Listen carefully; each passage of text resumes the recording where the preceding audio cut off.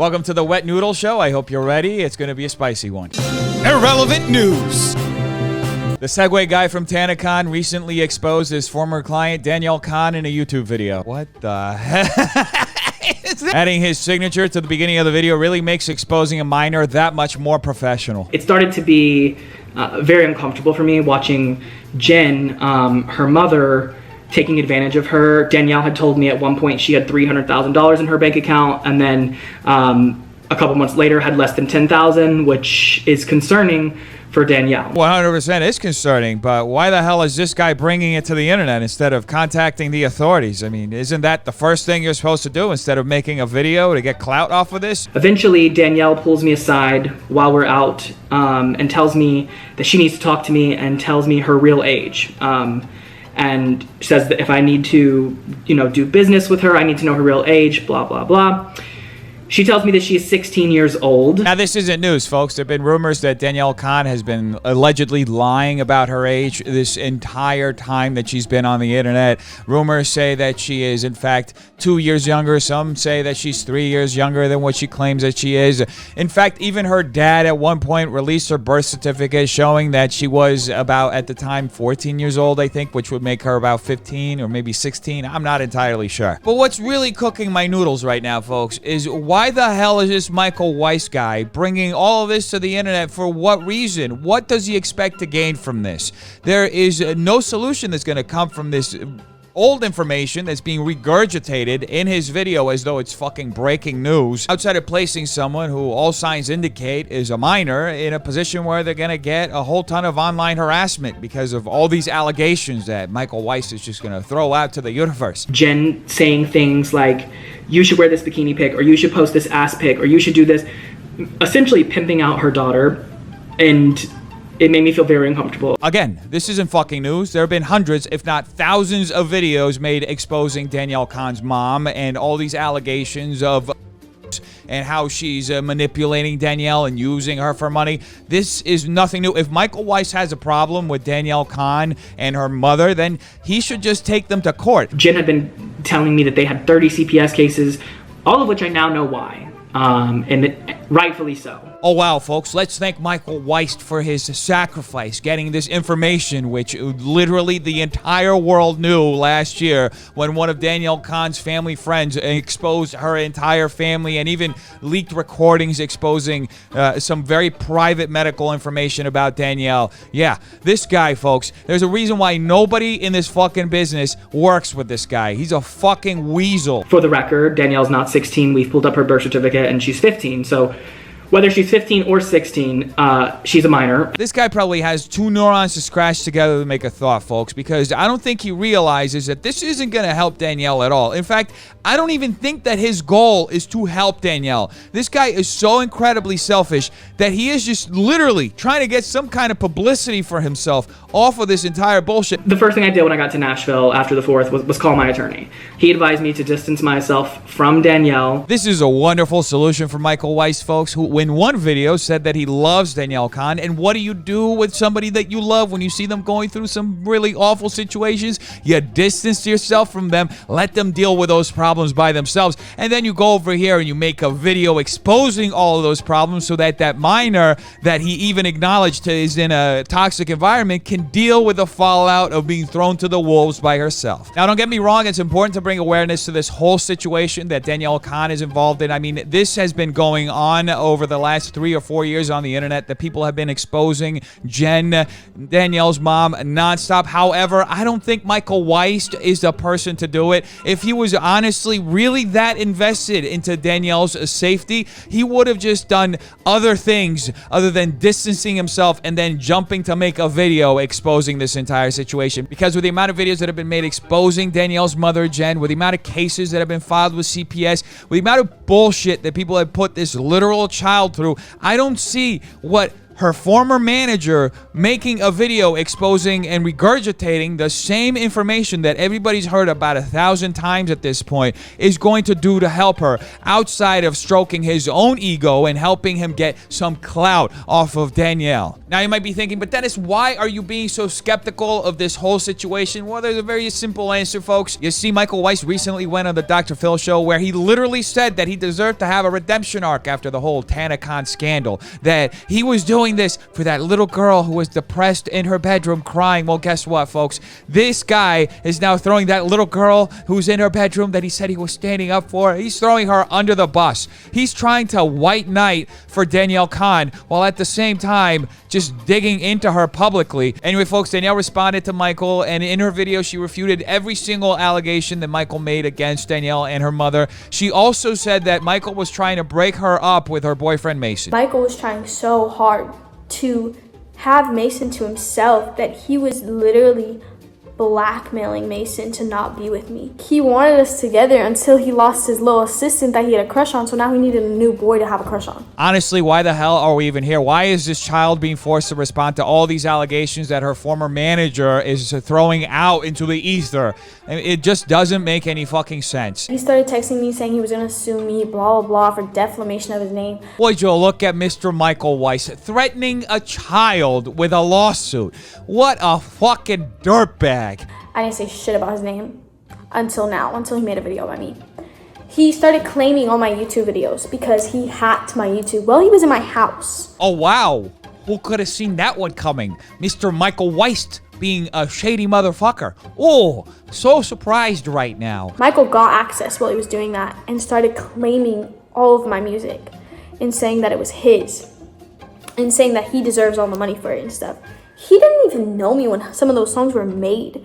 He forged my IP address. Okay, I don't know the whole thing about forging an IP address. I'm not technically savvy. I don't know if you can fucking do that. I believe you can't, but maybe she misspoke, whatever it is. But at the end of the day, it's very obvious that this guy's a fucking leech, okay? He claims that I'm bi. He, I guess, said my sexuality because he knows my sexuality. He claims that Danny is not pan. Which is not true. Mason literally knows I'm pan. Yeah, and it literally has came out to the internet about that. Oh, wait, we missed that in the video. That's right. Mr. Michael Weiss discussed the sexuality of his clients. What the fuck? Those were some of the basic points from the video. I mean, this whole situation is such a fucking mess, and it only got messier because guess what, folks?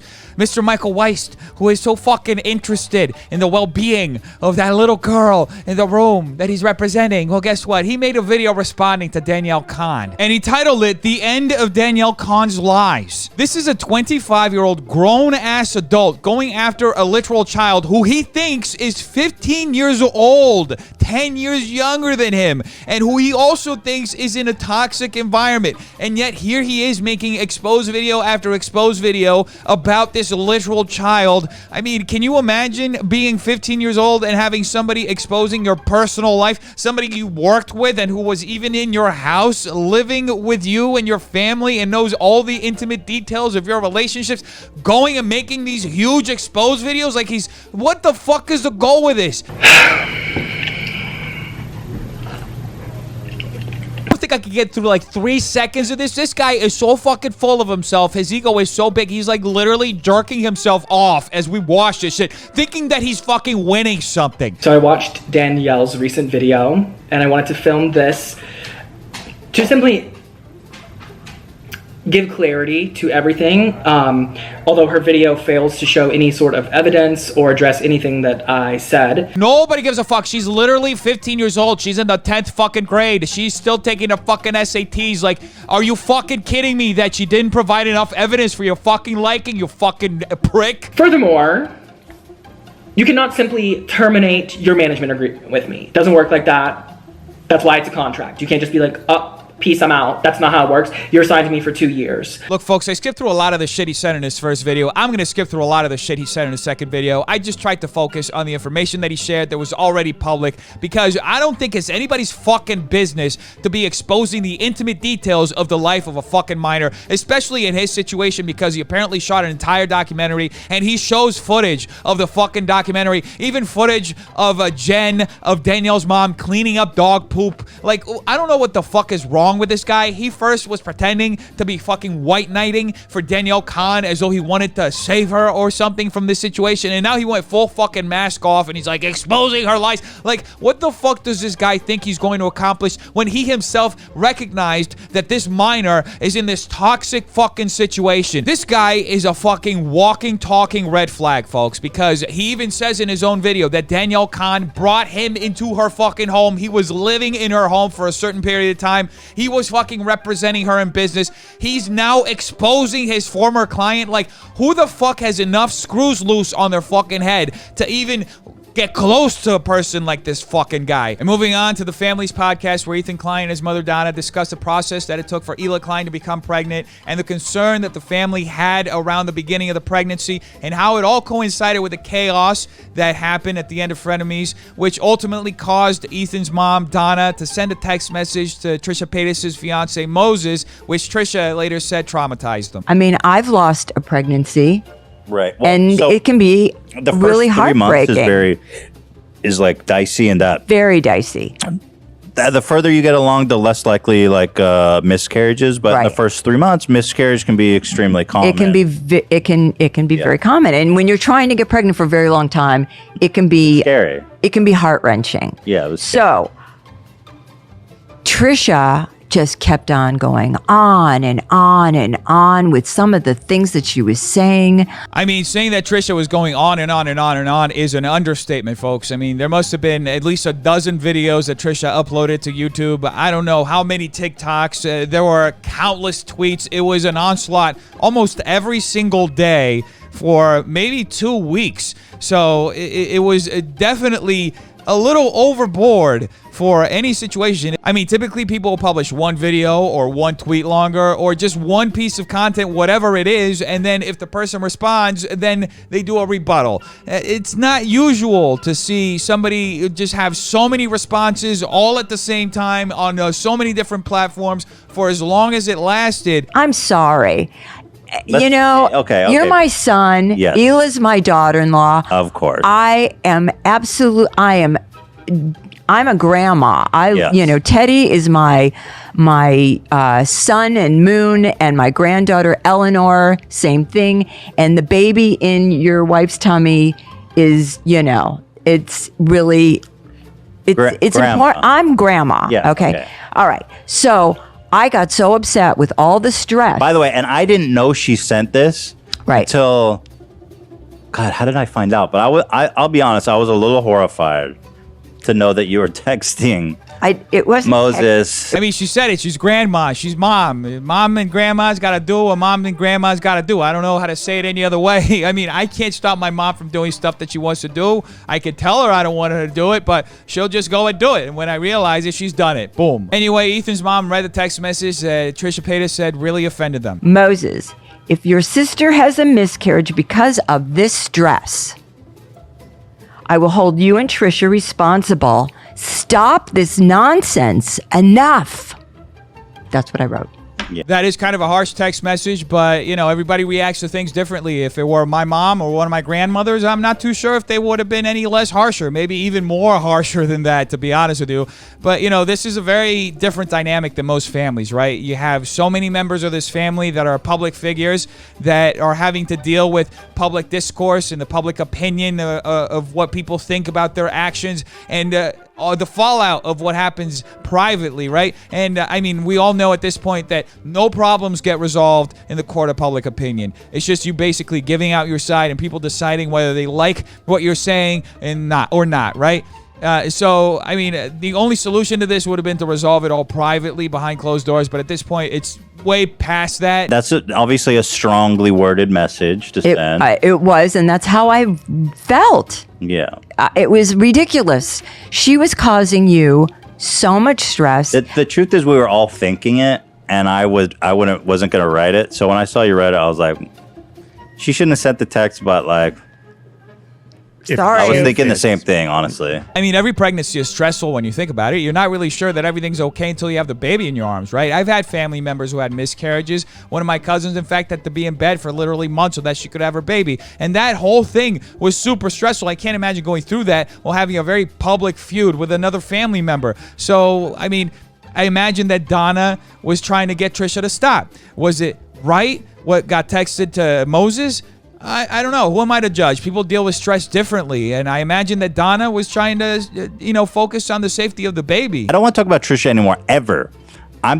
This is coming out on Saturday or Sunday. Okay. I did a big episode on Thursday, which you guys saw, and this is it. I wanted my mom to speak her piece, clear the air or whatever, and now, after I have a few more things to say, and we're done. I think that's the best decision they could do. Resolve everything behind the scenes. Don't have family feuds play out in public, because it's not going to help them resolve anything. And if anything, it's going to cause a whole bunch of rifts in their family. And they can make money off of it, but really, is it worth losing your family? And with that being said, Trisha responded. This is my last video to Ethan and the Kleins. Look, folks, Trisha has every right to respond. It's just kind of ironic that this is coming literally just a couple of days after they said they were quitting drama altogether. But let's see what they say. Today they put up an episode where the mother proudly and still stood by her text message to me was that if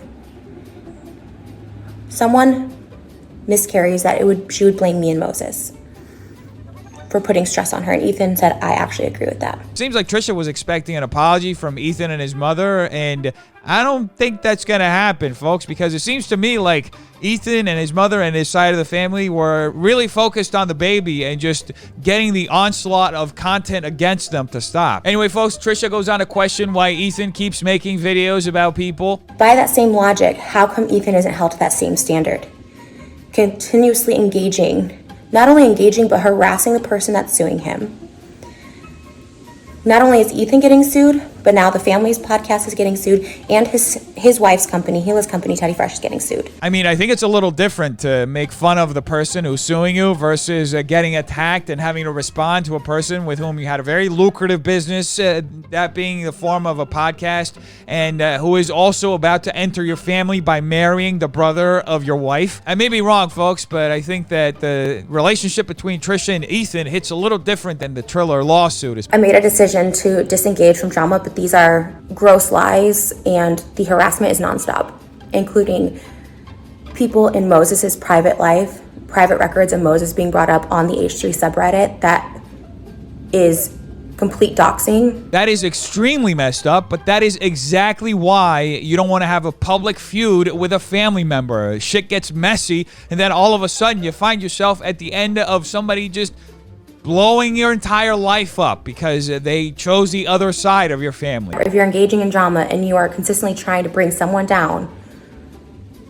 when they've either already apologized, they've taken accountability, victims have accepted apology, like if you continue to do it, then you're just an asshole, you're harassment, you are bullying. And that is the only time that I feel like anyone should ever be deplatformed. Well, that went well. Now palate cleanser.